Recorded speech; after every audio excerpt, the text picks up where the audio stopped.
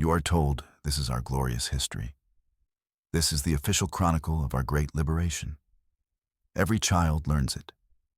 Every hero statue is carved from its words.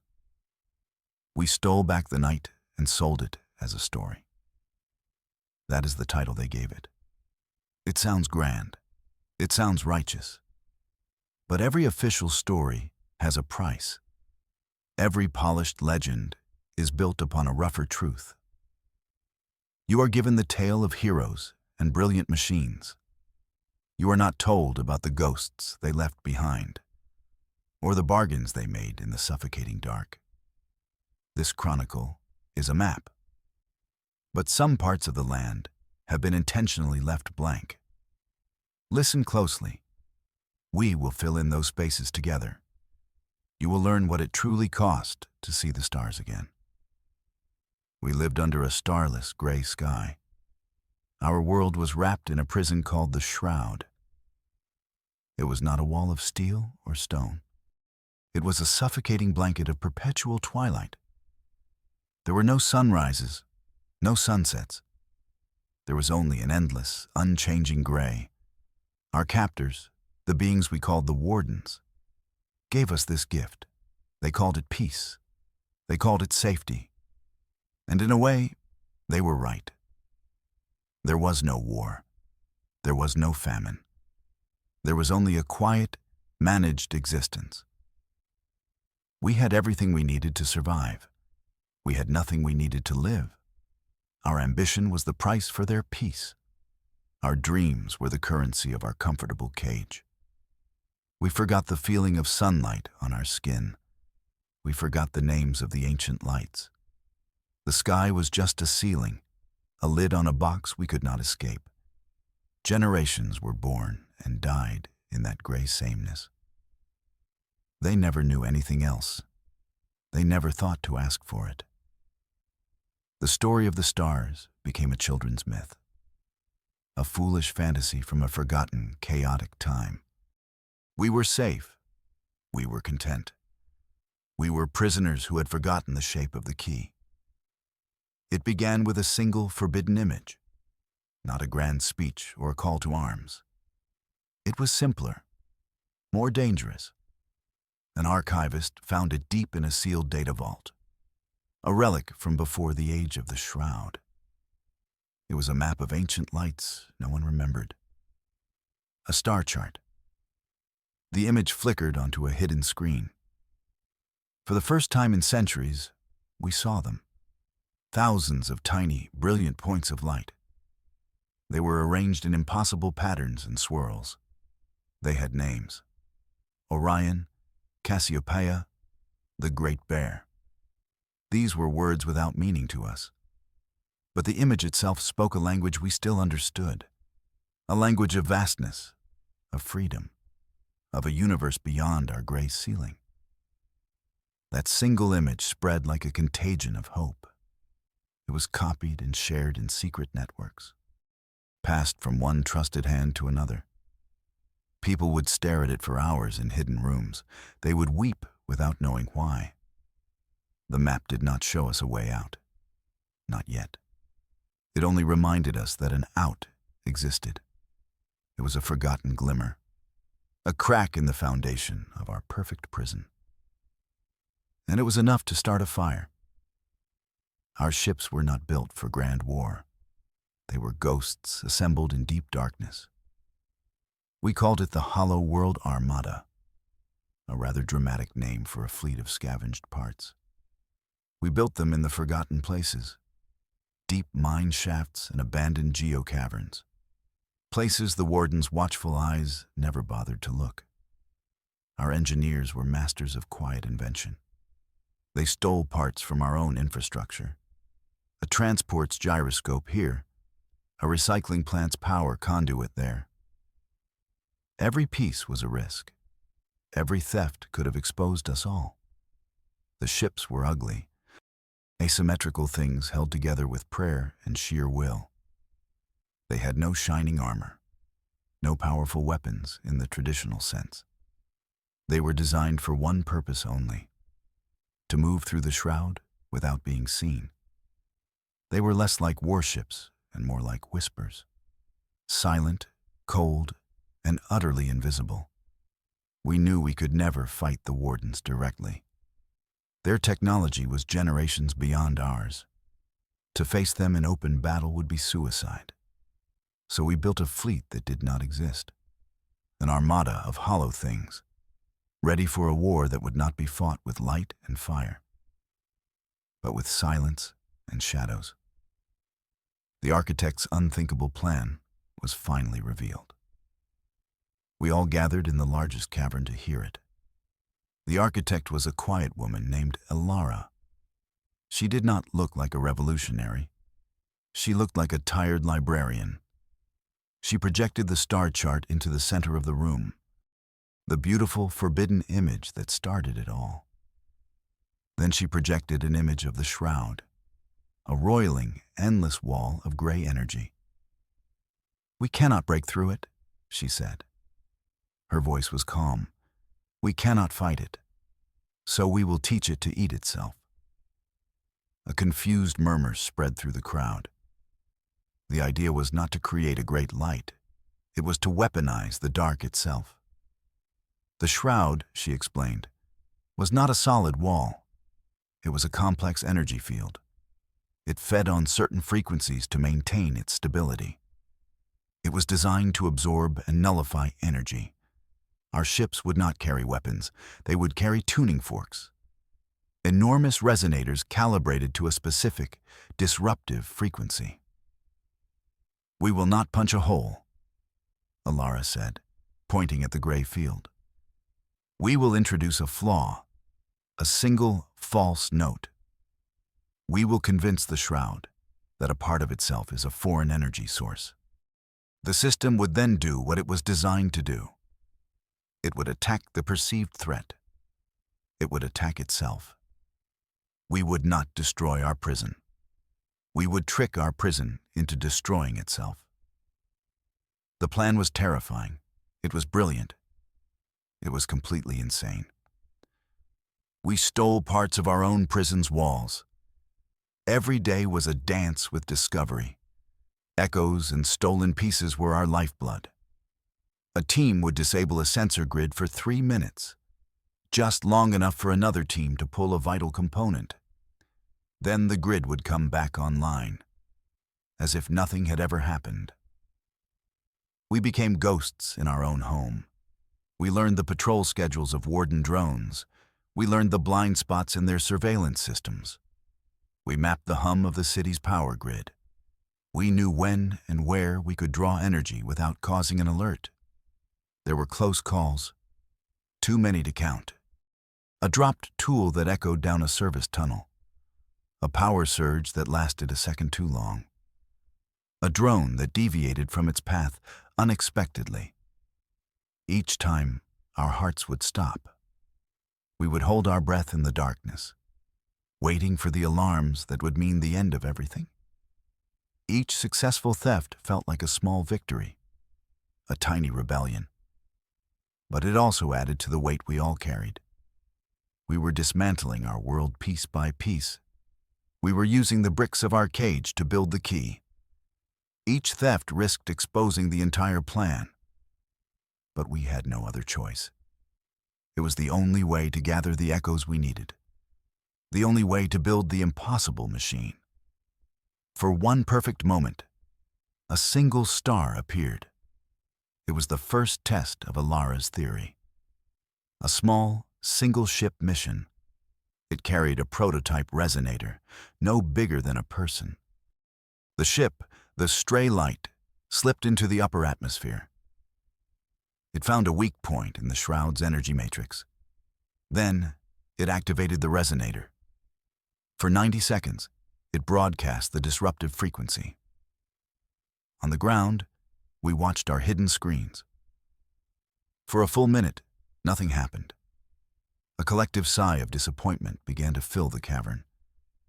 Then, the image flickered. A tiny section of the gray field destabilized. It wavered like a heat haze. And through it, a pinhole of blackness. And in the center of that blackness, a single, diamond-hard, point of light. A gasp went through the room. No one had ever seen such a thing. It was not a soft, gray, managed light. It was sharp. It was brilliant. It was furiously, unapologetically real. It was the most beautiful and terrifying sight we had ever seen. The 90 seconds ended. The resonator powered down. The pinhole closed. The gray ceiling was seamless once more. But it was too late. We had seen it. We knew it was possible. And we knew we had just woken the beast. The shroud was not a passive storm. We learned that lesson with brutal speed. The unseen eye awakened. Before the test, we saw the shroud as a barrier, a cage. We did not realize it was also a guard. The moment the pinhole closed, we saw the change. The energy field began to move with purpose. Tendrils of gray energy converged on the spot where the star had appeared. It was like poking a sleeping creature with a stick. It was now awake, and it was hunting. The stray light barely made it back. Its sensors showed the shroud actively scanning for the source of the frequency. It was adapting, learning. It began to hunt the source of the light. The wardens still seemed unaware of us, but their prison was not. It was an automated defense system of unimaginable complexity. Alara looked at the new data with a grim expression. "It's learning faster than I predicted," she said. "The next time we open a window, it will be ready. It will try to trace the signal back to its origin." Our greatest weapon had a fatal flaw. Using it was like lighting a flare in the dark. It would show us the way out. But it would also show our enemy exactly where we were hiding. The clock was now ticking. A hero died to save the final plan. His name was Jax. The stories you hear never mention his name. He was the pilot of the Stray Light. He was also one of our best comms technicians. When the shroud began hunting us, it did so with terrifying efficiency. It started sending out subtle energy pulses, trying to get a response from the resonator technology we had built. It was searching for an echo. Jax realized what was happening before anyone else. The shroud was close to finding our primary frequency. It was about to pinpoint our main cavern, the home of our entire rebellion. He did not hesitate. He did not ask for permission. He boarded his ship alone. He took with him a single, modified resonator. He flew it far away from our hidden base. Then he broadcast the frequency on a continuous loop, an open invitation. He drew the full attention of the shroud onto himself. We watched on our screens as a hurricane of gray energy descended on his ship. The unseen eye focused all its power on that one small point. Jax's final transmission was not a scream or a plea. It was a single, calm sentence. "The sky is full of stars," he said. "Go get them." Then his signal vanished. He had erased himself to save us. He bought us the time we needed. But in the new chronicles, his sacrifice was inconvenient. It showed our vulnerability. So a name was erased for victory. Our ultimate weapon was finally ready. We called it the Unmaking Engine. It was not a weapon in any conventional sense. It did not fire lasers or missiles. It was a symphony of resonators. Hundreds of them, all networked together. They were installed on our flagship, a vessel we named the Silence. The engine was designed to broadcast Alara's flawed frequency, but not in a single, targeted beam. It would send it out in a cascade, a wave of carefully orchestrated sonic chaos. This wave would not be aimed at one spot. It would be aimed everywhere at once. The goal was to give the shroud thousands of false targets simultaneously. The system would be overwhelmed. It would try to attack every false signal. It would turn its immense power inward. tearing itself apart in a feedback loop of its own making. The engine promised to give us back the stolen sky. It was the culmination of every stolen part, every whispered secret, every life that had been given. Standing before it in the belly of the silence, we felt a mixture of awe and fear. This machine would either liberate us or be our tomb. There was no middle ground. Its activation would be the final, desperate roll of the dice. We sent our weakest ships out to die. It was the only way for the true mission to succeed. This was the grand and costly diversion. The Shroud was still hunting. It was actively searching for any trace of our resonator technology.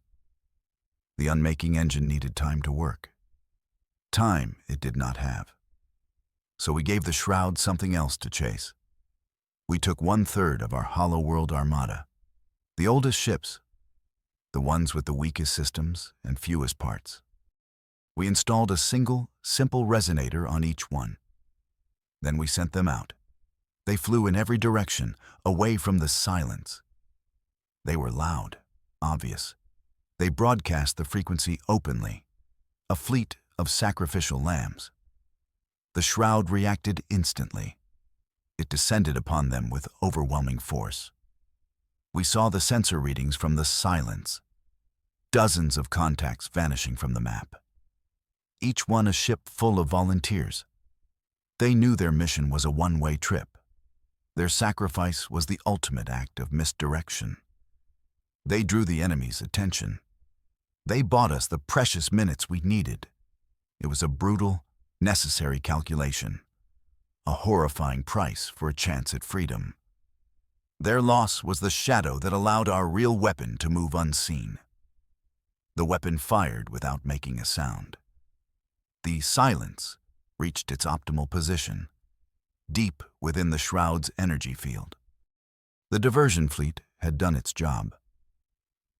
The unseen eye was distracted, its attention scattered across the sky.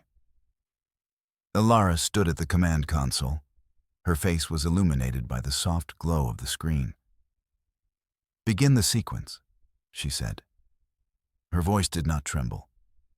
The unmaking engine hummed to life, not with a roar, but with a low, resonant thrum. The frequency cascade began. It simply erased the enemy's suffocating world. On the main view screen, we watched it happen. The solid gray began to fray at the edges, like a piece of old cloth being carefully unraveled. There was no explosion, no flash of light. The Shroud just dissolved. It came apart thread by thread. The process was eerily quiet, a silent, graceful act of destruction. The night was carefully unwoven, and through the gaps, the universe appeared. First 1 star, then 12, then 1,000, then more than we could ever count. A glittering tapestry of impossible beauty. For the first time in our lives, we saw the truth.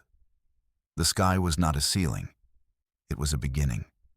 We had finally won back all the stars, but we lost something of ourselves in the dark. The celebration was short-lived. The initial euphoria gave way to a profound, unsettling silence. We stood on the surface of our world. We looked up at the newly revealed cosmos. It was magnificent. It was also terrifyingly vast. And we were very, very small. The gray blanket had been a prison, but it had also been a shield. It had protected us from the infinite emptiness. Now, that shield was gone. The true cost of a sunrise was becoming clear. We looked at each other's faces, faces that had been illuminated only by soft, artificial light. Now they were cast in the sharp, ancient light of distant suns. We saw the lines of exhaustion, the shadows of grief, the coldness of the choices we had made. We had sacrificed our own people.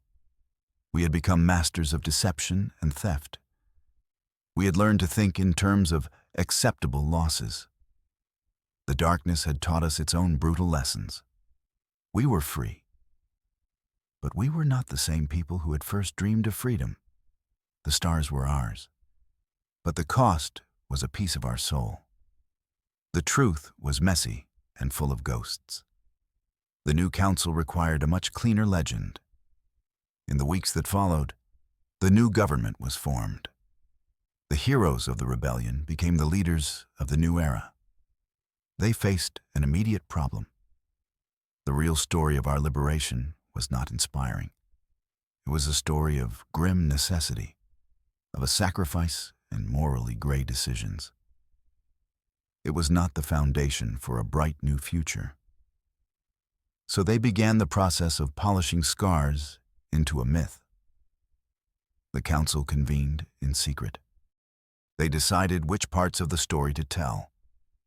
Alara's genius was celebrated. The unmaking engine became a symbol of brilliant defiance.